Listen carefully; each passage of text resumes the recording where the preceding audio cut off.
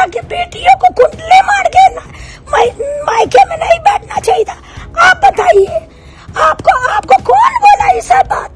अब जाके लालू यादव आपकी माँ थोड़े बोले हैं कि कुंडली मार कर नहीं बैठ। मैं अपने से कहा कि बेटियों को आप एक मिनट आप अपनी बेटियों को बोलिएगा, आप अपनी बहन को बोलिएगा, आप अपनी माँ को बोलिएगा, आप अपनी बहू को बोलिएगा। आप इस बेटी का जिम्मा नहीं लिए हैं। इस बेटी का जिम्मा लालू यादव, राबड़ी देवी लिया है।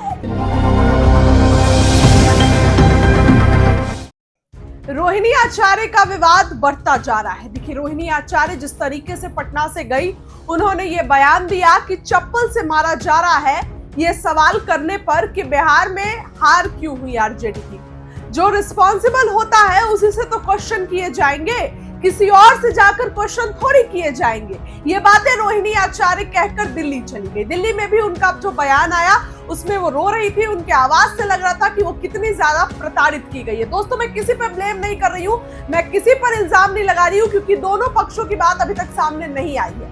लेकिन इस पूरे मामले पर आप सभी को पता है कि जिस तरीके से पत्रकार कन्हैया बेलारी अक्सर बड़े बड़े चैनलों के जो है वो डिबेट में बैठते हैं, तो ऐसे ही कल जब उन्होंने एक निजी चैनल के डिबेट में बैठे और उन्होंने रोहिणी को लेकर कहीं ना कहीं वो विवादित बयान था, वो टिप्पणी थी।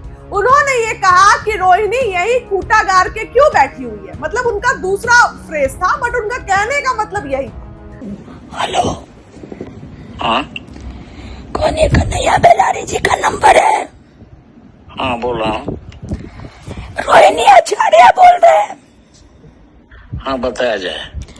कल क्या आप बोल रहे थे टीवी पे? तो बोल ही रहा हूँ, तो सुन ही लिया यार। नहीं, आप अपने मुंह से हमको बताइए ना, क्या बोल रहे थे? कौन बोला था आपको बोलने के लिए? नहीं, कोई नहीं बोला था। मैंने कहा, मैंने जो बोला ही है कि बेटियों का काम है अपने घर में रहना शादी के बाद में, यही बोला था। ठीक है, मेरे हिसाब किताब मेरा रखे हैं कि हम कितना बार अपने माँ बाप के घर में जाते हैं। नहीं मैडम, मैं इतना नहीं रखी। मैंने ये कहा, इसमें अगर कोई गलत कहा हो तो कहिए, आप बताइए। नहीं, क्या मतलब? तक अपने नैहर में नहीं रहना चाहिए, मैंने यही कहा था। हाँ, तो क्यों कोई ज्यादा दिन मतलब कितना दिन होता है?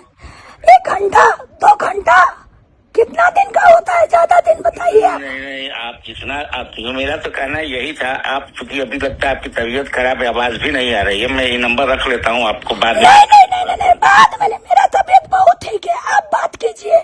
बेटियों को कितना घंटा, कितना दिन मायके में रहना चाहिए, खाली इसका हिसाब बताइए। भाई, पर्व त्योहार उत्सव पर शादी ब्याह में आना चाहिए, फिर चले जाना चाहिए। हम वहाँ पे बैठते हैं, हम आपके घर में बैठते हैं। यार, मैंने जो लगा जवाब दिया। अगर इसमें आपको कोई ऑब्जेक्शन है, बुरा लगा तो वो दूसरी बात है। नहीं, हमको कोई बुरा नहीं लगा। हमको बुरा लगा कि आप मेरी माँ का नाम लेके बोले कि राबड़ी देवी से बात हुआ। कब बात हुआ है राबड़ी देवी से आपका?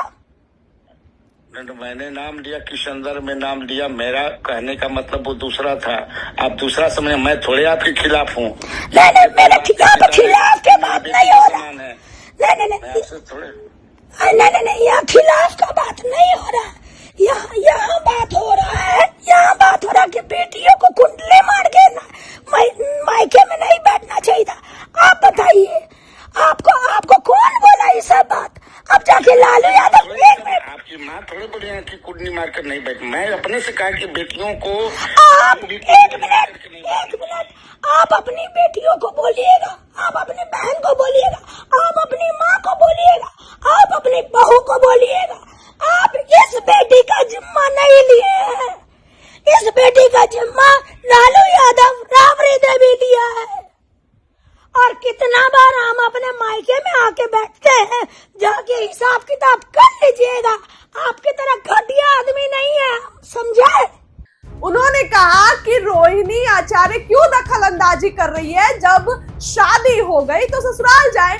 उसके बाद रोहिणी आचार्य ने आज उनको कॉल करके दम भर सुनाया। देखिए, वीडियो आपको दिखाऊंगी। रोहिणी ने उनसे पूछा कि क्या चाह रहे हैं, कितने दिन? तो कन्हैया बेलारी ने कहा कि अरे पर्व में, तीज त्योहार में आए, उसके बाद चली जाए। रोहिणी आचार्य ने कहा कि इस बेटी का जिम्मा आप मत लीजिए, इस बेटी का जिम्मा लालू यादव और राबड़ी देवी लेंगे। उन्होंने कहा कि आप तेजस्वी जी के है ना, उनसे जाके पूछिए सवाल। क्या कुछ कह रही है रोहिणी आचार्य, बातों को सुनिए। अच्छा ठीक। हम अपने पति के घर में बैठते हैं, माँ बाप जब जब बुलाया है तब गए। इस बार भी आपका बॉस लीडर तेजस्वी यादव बुलाया था, तब हम गए थे। जा करके रजिस्टर मेंटेन में कर लीजिएगा सुधार। कितना दिन रोहिणी आचार्य कितना साल तक बैठती है। अच्छा एक और बात, शादीशुदा औरत लोग का क्या काम है, ये तो आप बहुत अच्छा से बता दिए। मायके में नहीं बैठना चाहिए। आप ये क्यों नहीं पूछे कि शादीशुदा औरत का हिम्मत कैसे हुआ अपने बाप को किडनी देने का? बताइए। हम क्या बेटा का है नहीं दिया, बेटा का है नहीं दिया, आप बताइए इसका जवाब। ये रोहिणी आचार्य पूछ रही है।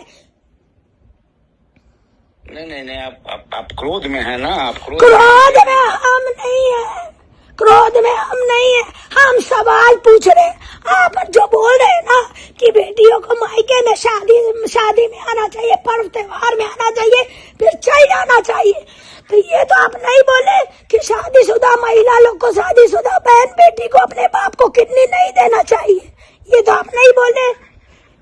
नहीं मैं किडनी का ये बोला कि लालू यादव को किडनी देने के लिए मैं भी अपना किडनी दे दूंगा। आइए दीजिए।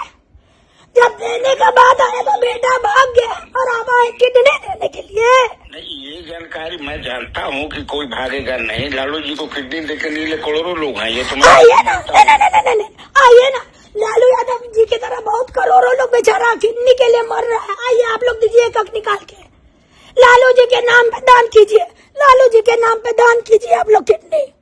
आइए, हिम्मत है, एक बोतल खून देने का हिम्मत नहीं है यहाँ पे बकवास करने के लिए। आप तो गुस्सा में है इसलिए गुस्साएंगे। अभी अब आपको खींच करके लाएंगे, आप मीडिया के सामने आइए, हमसे बात कीजिए। हिम्मत है हमसे बहस करने का? आइए बात कीजिए। और मैं आपसे बस नहीं कर सकता। नहीं बात कर सकते ना, क्या कि मूड नहीं है आपको शर्म, आपकी माँ को शर्म आ रहा होगा आप जैसा घटिया बेटा पैदा करने के लिए। आपके घर में जो बहू होगी वो शर्म आ रहा होगा उसको। आप चूंकि गुस्सा में है, फिर बाद में बतियाइएगा। बाद में बतियाने लायक आप लोग नहीं है। आपको भगवान